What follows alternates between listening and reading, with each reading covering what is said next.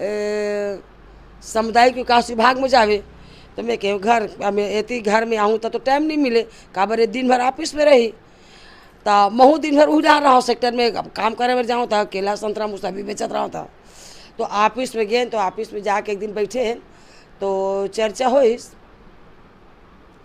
कि दीदी एक ठन बात बोला था और मानवे ऐसे क्यों था बोल का बात है ना ऐसे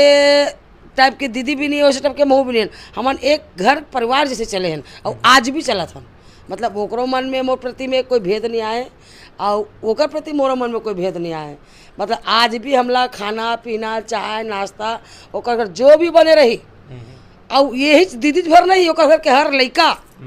कोनो मौसी कही कोनो काकी कही कोनो बड़े माँ कही कोनो दादी कही कोनो हाँ दीदी कही मतलब सब लड़का ऐसे अतेक प्रेमिका है बहू बेटा सहित सब मिल जतन और एक साथ बैठ के खाना पीना आज भी चला थे।